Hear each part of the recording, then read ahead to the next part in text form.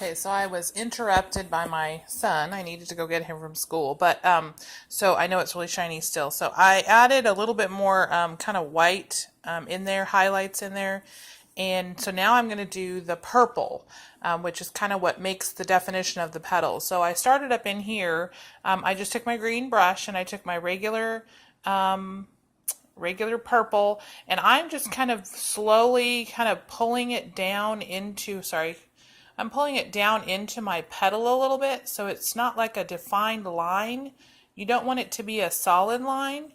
So there's that part, and then I'm just going to kind of wiggle and roughly kind of outline my petals.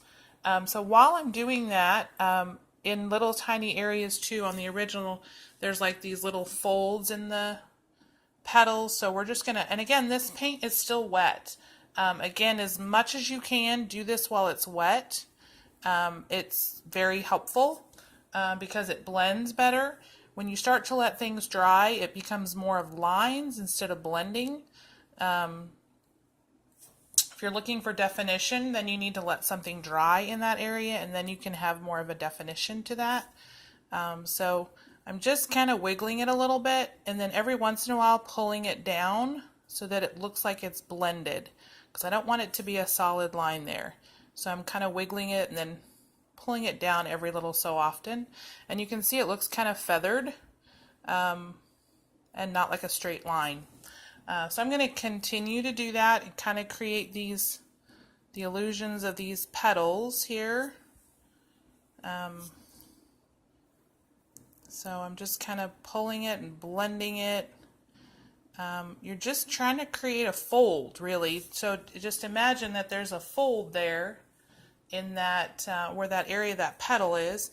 And then I'm also doing that in the very center here. Gosh, this is so hard because it's so shiny.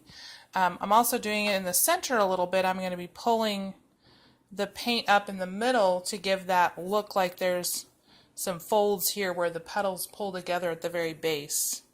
So I'm just kind of pulling it up to create kind of those areas where the petals would be.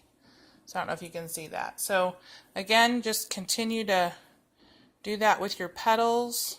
I'm not going to worry about my center yet. I'm just going to continue to kind of go around my edge. But you can see it's starting to really pop. And then right in here is where the petals kind of meet together again. So we want to create kind of a little shadow here by just kind of pulling that paint up and blending it in. So there we go. There's my center.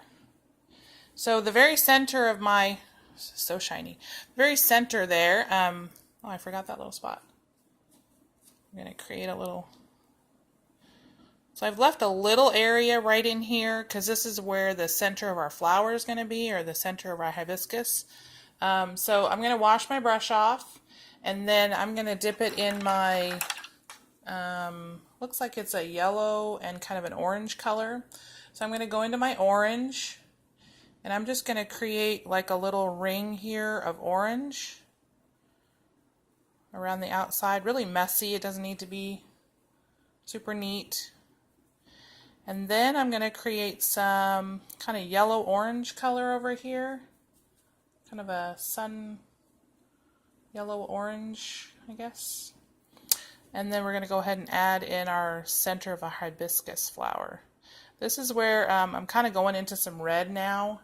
So I may want to let this dry just a little bit before I add my center on there. But no, looks like that's going to work. Just going to paint right over the top of that. Doesn't need to be, again, super straight. And I'm also going to be adding a touch of red, little dots here to the tips of our hibiscus. So this is the little pestle and stamen kind of thing. I guess that's what you call it. So just little teeny tiny red dots kind of pulling from the center there. And then I also might want to add a few little yellow dots around here. So that's the center of the hibiscus flower, and it looks like it's pretty good. The leaves look like they're pretty self-explanatory as well. What you're going to do with the leaves is you're going to cover the whole thing in a color, and then just like I was doing before, you're going to go around these edges and kind of blend them into the center. You can put a little white in the very middle to give it look like that, and then these are to make it look like they have more of the veins in them. So that's the whole purpose of that. So there's my 2 hibiscus flowers. That's a little bit better. And my pink one turned out way better than my orange because I did it, the orange one I did way too fast. But that's what they look like. There's the original painting, and there's my hibiscus flowers. So I hope that helps. I'm not sure. I'm not trying to tell you what to do or how to do it. But that's something that I've learned and have just, tried to implement a little bit more, is remembering that there are highlights and lowlights, and do things while they're wet. Anytime you do it while it's wet, it just blends much better, and you can see it looks more three-dimensional. So hope that helps. Bye.